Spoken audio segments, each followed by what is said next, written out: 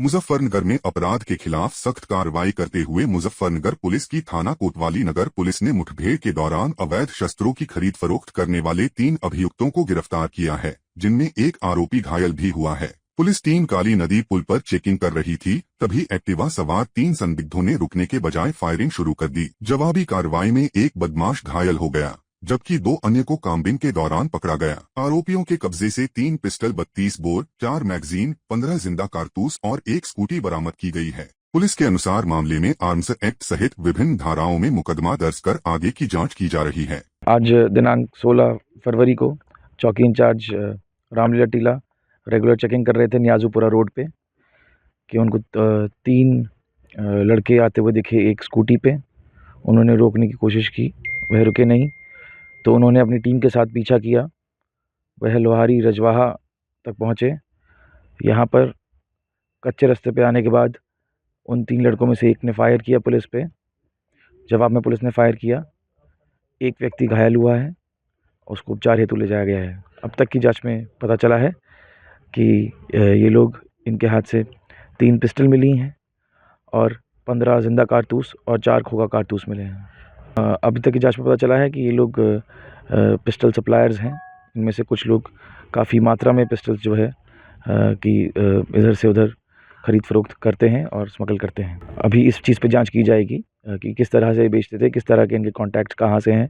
इनके कॉन्टैक्ट्स और जगहों से भी हो सकते हैं। तो पता चला है कि शायद देहरादून से भी कोई लिंक है, तो एक अच्छी बरामदगी हुई है।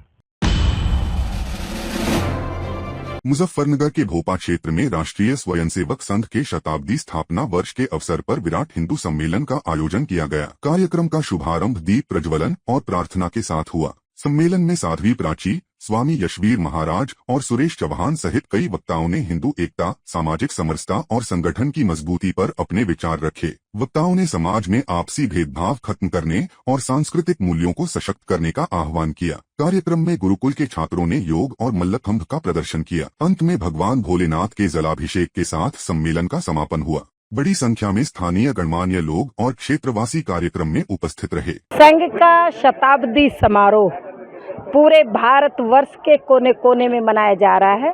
उसी उपलक्ष्य में आज भोपा में हिंदू सम्मेलन था, तो यहाँ बहुत अच्छा कार्यक्रम रहा। बहुत अच्छे विचार, राष्ट्रीय स्वयंसेवक संघ के जो 5 आयाम हैं उन पर विस्तार से चर्चा हुई। और विशेषकर बटोगे तो कटोगे, लेकिन हिंदुओं सोचो, घटोगे तो मरोगे, तुम्हें कोई बचा नहीं पाएगा। अपनी आबादी बढ़ाओ, बहुत जरूरी है। देखिए, ये समस्त भारत में विराट हिंदू सम्मेलन हो रहे हैं। सनातन धर्म को खतरा है, भारत राष्ट्र को भी खतरा है, और खतरा आंतरिक शक्तियों से भी और बाहरी शक्तियों से भी है। इसलिए हमारा सनातन धर्म भी सुरक्षित रहे और भारत राष्ट्र भी सुरक्षित रहे, क्योंकि ये देश हिंदुओं का है और सनातन धर्म हिंदुओं का है। तो इसलिए हिंदुओं को जगा रहे हैं कि हिंदुओं जागो और अपने सनातन धर्म की रक्षा के लिए और भारत राष्ट्र की रक्षा के लिए 24 घंटे तत्पर रहिए, क्योंकि हमें इन खतरों को मिटाना है और अपने सनातन धर्म की और राष्ट्र की रक्षा करनी है। मुजफ्फरनगर में ग्रामीण समस्याओं को लेकर भारतीय किसान संघ ने प्रशासन का ध्यान आकर्षित किया है। किसान संघ के जिला मंत्री सत्येंद्र शर्मा जिलाधिकारी कार्यालय पहुंचे और रामपुर गांव की विभिन्न समस्याओं को लेकर ज्ञापन सौंपा। उन्होंने बताया कि गांव में सुभाष चंद्र बोस की प्रतिमा के आसपास लंबे समय से सफाई नहीं हो रही, जिससे गंदगी फैल रही है और बीमारी का खतरा बढ़ रहा है।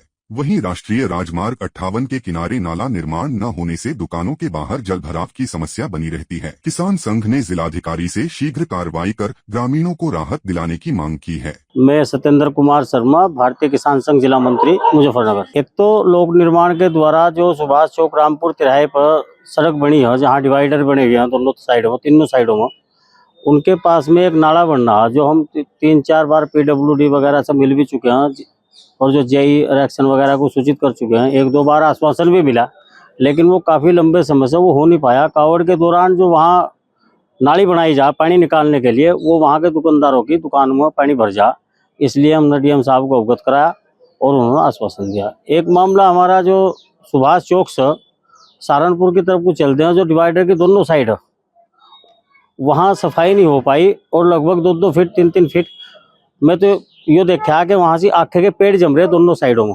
और तब वहाँ को जब वो ट्रैफिक निकलता है तो जो आस पास के जो घर हों या मकान है या कोई यात्री गुजर रहा बाइक से या साइकिल से, उसके आंखों में मिट्टी इस तरह गिर जा कि वो डॉक्टर के लिए जाना पड़ा। इसलिए निवेदन ये भी किया है डीएम साहब से कि जी उसकी सफाई कराई जा PWD के द्वारा। तो डीएम साहब ने आश्वासन दिया और ये कहा कि भाई हम इसे बहुत जल्दी करावेंगे। और एक जो हमारा लाइसेंस का मामला था जो काफ़ी दिनों से अटका हुआ है यहाँ पर, विरासत का मामला, डीएम साहब ने उसे भी कहा कि तुरंत कराओ। સ્કૂલમાં આ પ્રકારની અને સ્કૂલ કરતાં કોઈ પણ જગ્યાએ આ પ્રકારની જ્યારે થ્રેટનિંગ વોર્નિંગ મળતી હોય છે અથવા તો કોઈ મેલ દ્વારા એને પ્રોવોક કરવામાં આવે છે, ત્યારે સતત અત્યારે અમારા શિક્ષણ વિભાગ અને ગુજરાત સરકાર દ્વારા એની જાંચ પડતાલ થઈ રહી છે અને કડકમાં કડક એક્શન જે કોણ આ દુષ્પ્રવૃત્તિઓ સાથે સંકળાયેલું હશે એના માટે સરકાર કોઈ પણ બાંધછોડ કરવા રેડી નથી અને કડકમાં કડક એક્શન લઈ અને એક સલામતી સૂચકતા રૂપે જળવાય। आज वडोदरा के अलग अलग विस्तारों में से करीब 13 स्कूल को एक बॉम्ब थ्रेट का ईमेल मिला था। उसके अनुसंधान में शहर पुलिस के कंट्रोल रूम में 112 जनरक्षक सिस्टम में इंफॉर्मेशन मिलते ही लोकल पुलिस, क्राइम ब्रांच के टीम्स, SOG और BDDS के टीम्स संबंधित स्कूलों में इवैक्यूएशन और सैनिटाइजेशन का एक्सरसाइज किया।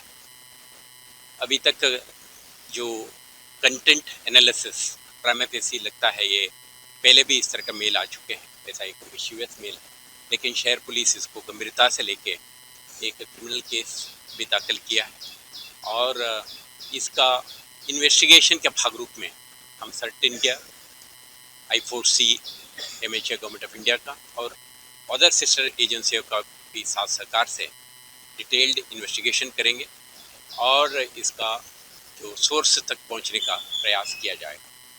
साथ में हम आपके माध्यम से ये भी कहना चाहते हैं, कुछ ही दिनों में बोर्ड एग्जामिनेशन वगैरह भी शुरू होने वाले हैं, तो स्कूल मैनेजमेंट, टीचर्स, पेरेंट्स और स्टूडेंट्स निर्भीत रहे।